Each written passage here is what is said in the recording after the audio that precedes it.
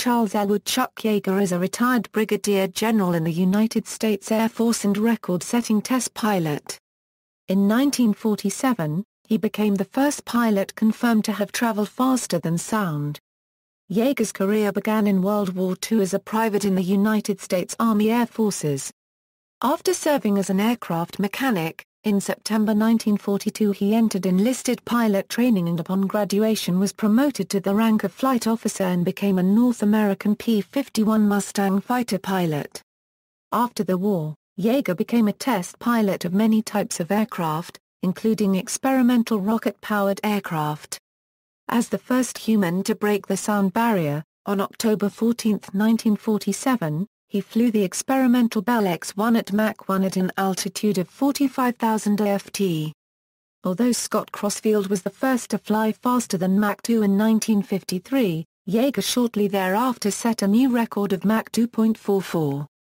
Yeager later commanded fighter squadrons and wings in Germany, and in Southeast Asia during the Vietnam War, and in recognition of the outstanding performance ratings of those units he was promoted to brigadier general.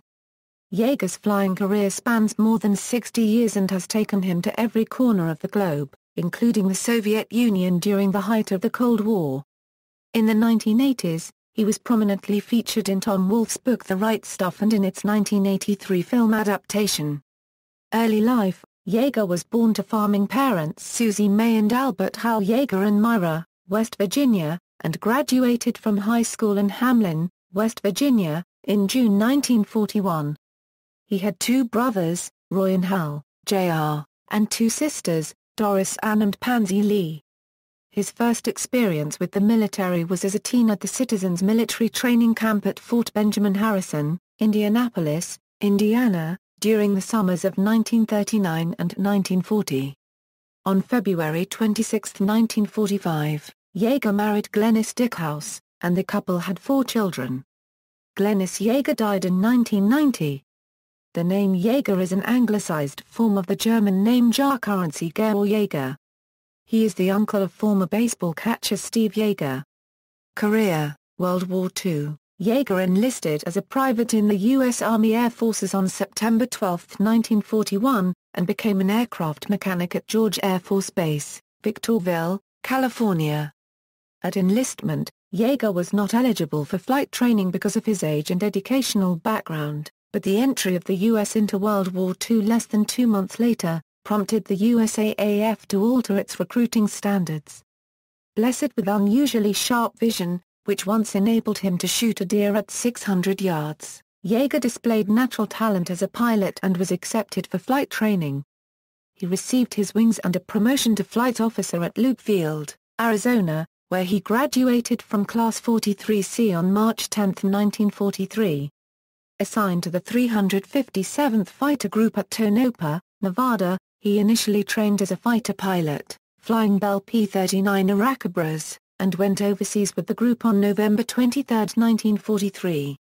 Stationed in the United Kingdom at RAF Leston, Yeager flew P-51 Mustangs in combat with the 363d Fighter Squadron. He named his aircraft Glamorous Glenys after his girlfriend, Glenys Faye Dickhouse, who became his wife in February 1945. Yeager had gained 1 victory before he was shot down over France on his 8th mission, on March 5, 1944.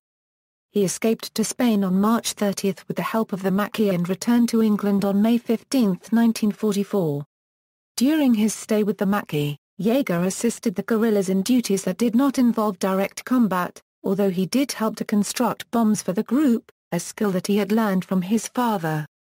He was awarded the Bronze Star for helping another airman, who had lost part of his leg during the escape attempt, to cross the Pyrenees. Despite a regulation prohibiting evaders from flying over enemy territory again, the purpose of which was to prevent a second capture from compromising resistance groups, Yeager was reinstated to flying combat. He had joined another evader, bomber pilot Captain Fred Glover, in speaking directly to the Supreme Allied Commander, General Dwight D. Eisenhower, on June 12, 1944. With Glover pleading their case, they argued that because the Allies had invaded France and the Maquis resistance movement was by then openly fighting the Nazis alongside Allied troops, If Yeager or Glover were shot down again, there was little or nothing about those who had previously helped them evade capture that could be revealed to the enemy. Eisenhower, after gaining permission from the War Department to decide the requests, concurred with Yeager and Glover. Yeager later credited his post-war success in the Air Force to this decision, saying that his test pilot career followed naturally from his having been a decorated combat pilot, along with having been an aircraft mechanic before attending pilot school. In part, because of his maintenance background, he also frequently served as a maintenance officer in his flying units. Yeager demonstrated outstanding flying skills and combat leadership. On October 12, 1944, he became the first pilot in his group to make ace in a day, shooting down 5 enemy aircraft in a single mission. 2 of his ace-in-a-day kills were scored without firing a single shot. When he flew into firing position against a Messerschmitt Bf-109, the pilot of the aircraft panicked, braking to starboard and colliding with his wingman. Yeager later reported both pilots bailed out. He finished the war with 11.5 official victories, including one of the first air-to-air victories over a jet fighter. Another victory, which was not officially counted for Yeager, came during the period before his combat status was reinstated. During a training flight in his P-51 over the North Sea, he happened on a German Junkers Ju-88 heavy fighter attacking a downed Boeing B-17 Flying Fortress crew. Yeager's quick thinking and reflexes saved the B-17 crew, but because he was not yet cleared for flying combat again, his gun camera film and credit for the kill were given to his wingman, Eddie Simpson. In his 1986 memoirs, Yeager recalled with disgust that atrocities were committed by both sides, and went on to recount going on a mission with orders from the 8th Air Force to strafe anything that moved. During the mission briefing, he whispered to Major Donald H. Boschke, "If we are going to do things like this, we sure as hell better make sure we are on the winning side." Yeager further noted, "Euro unregistered trademark I'm certainly not proud of that particular strafing mission against civilians. But it is there, on the record and in my memory."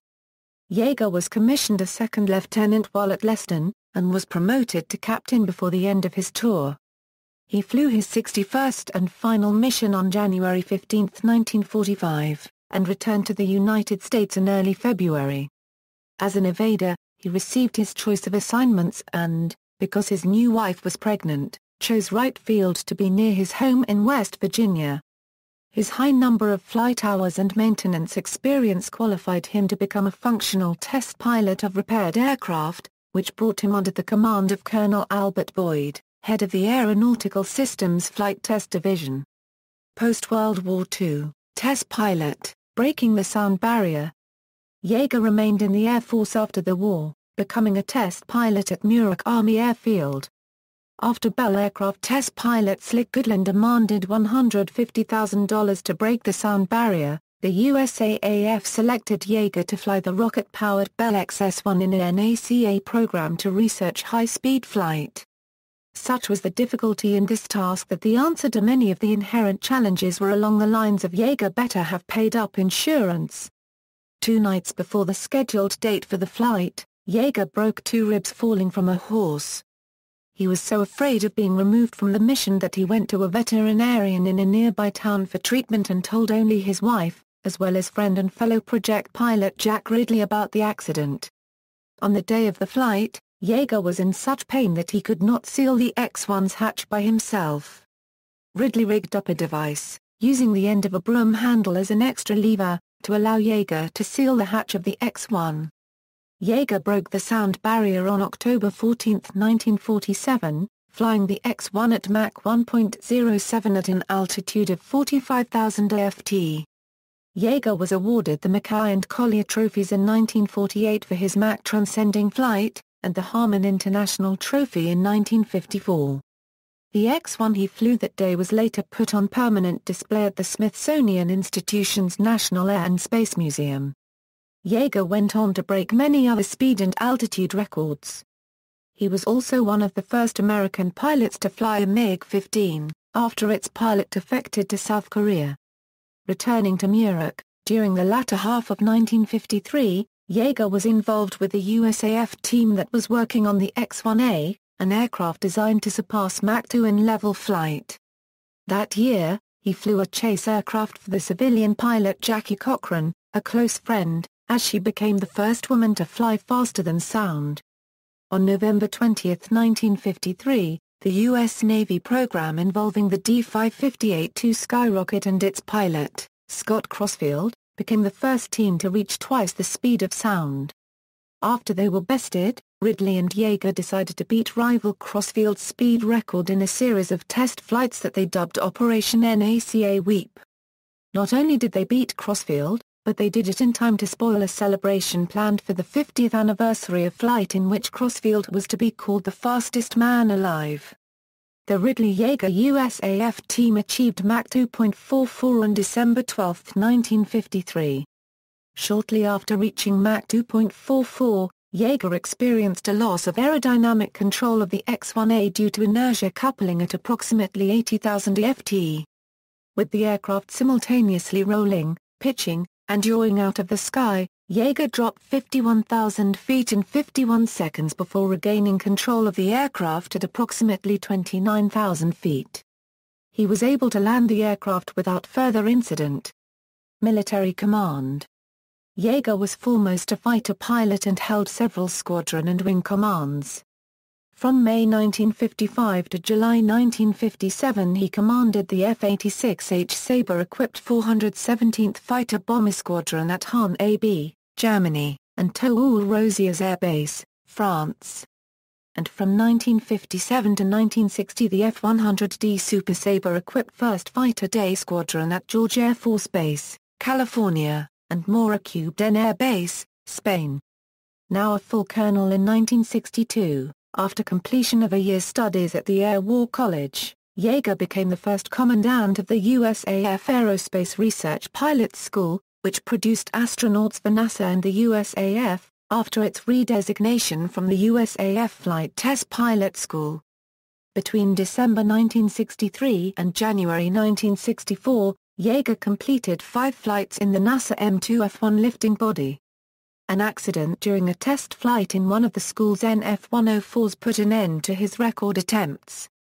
In 1966, Yeager took command of the 405th Tactical Fighter Wing at Clark Air Base, the Philippines, whose squadrons were deployed on rotational temporary duty in South Vietnam and elsewhere in Southeast Asia.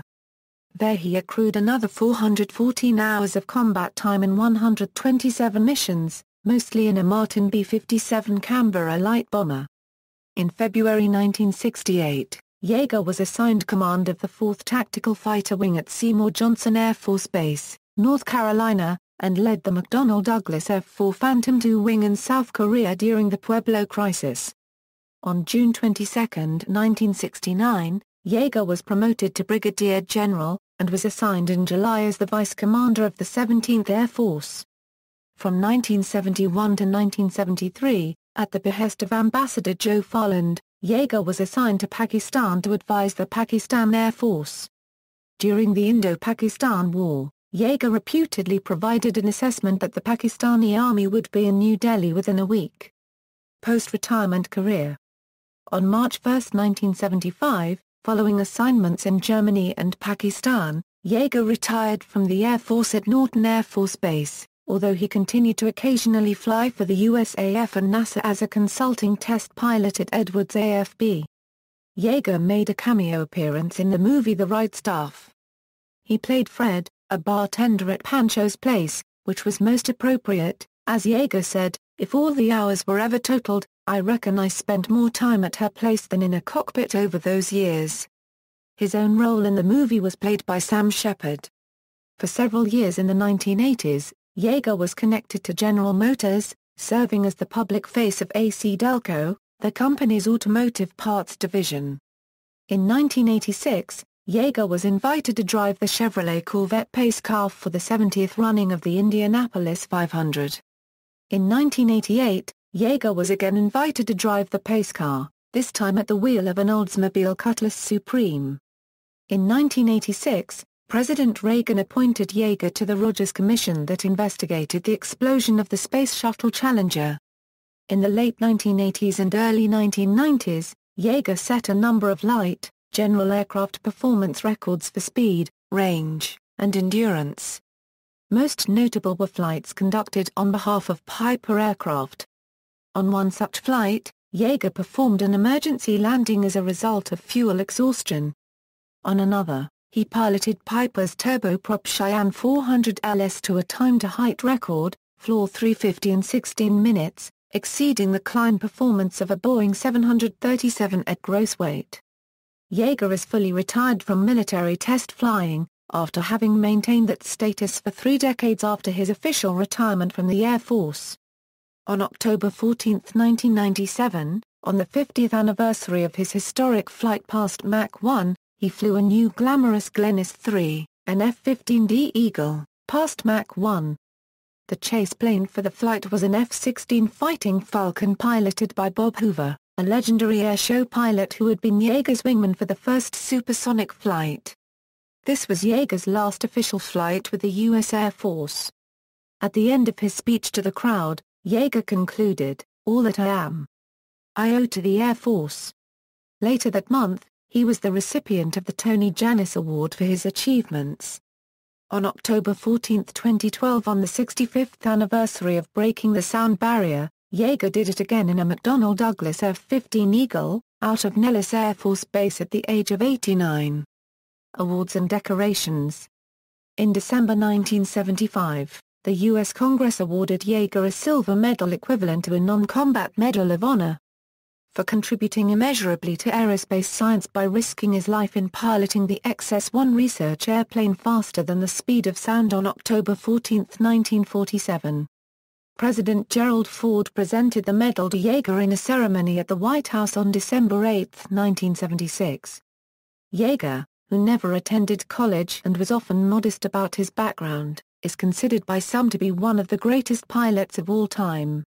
Despite his lack of higher education, he has been honored in his home state. Marshall University has named its highest academic scholarship, the Society of Yeager Scholars, in his honor. Yeager was also the chairman of Experimental Aircraft Association's Young Eagle program since 1994, and has been named the program's chairman emeritus. Additionally, Yeager Airport in Charleston, West Virginia, is named after Yeager. The Interstate 64/Interstate 77 bridge over the Kanawha River in Charleston is named in his honor. On October 19, 2006, the state of West Virginia also honored Yeager with a marker along Corridor G in his home Lincoln County, as well as renamed part of the highway the Yeager Highway. Yeager is an honorary board member of the humanitarian organization Wings of Hope. On August 25, 2009, Governor Schwarzenegger and Maria Shriver announced that Yeager would be one of 13 California Hall of Fame inductees in the California Museum's year-long exhibit. The induction ceremony was on December 1, 2009 in Sacramento, California. The Civil Air Patrol, the volunteer auxiliary of the USAF, awards the Charles E. Chuck Yeager Award to its members as part of its aerospace education program. Other achievements. Personal life. Yeager, and his wife Glennis, moved to Grass Valley, California after his retirement from the Air Force in 1975. The couple prospered because of Yeager's best-selling autobiography, speaking engagements and commercial ventures. Glennis Yeager died of ovarian cancer in 1990. They had 4 children. In 2000, Yeager met actress Victoria Scott D'Angelo on a hiking trail in Nevada County. The pair started dating shortly thereafter, and married in August 2003. Subsequent to the commencement of their relationship, a bitter dispute arose between Yeager, his children and D'Angelo. The children contended that the much younger D'Angelo had married him for his fortune, which Yeager and D'Angelo denied. Litigation ensued, in which his children accused D'Angelo of undue influence on Yeager, and Yeager accused his children of diverting hundreds of thousands of dollars from his pension fund. In August 2008, the California Court of Appeal ruled for Yeager, finding that his daughter Susan had breached her duty as trustee.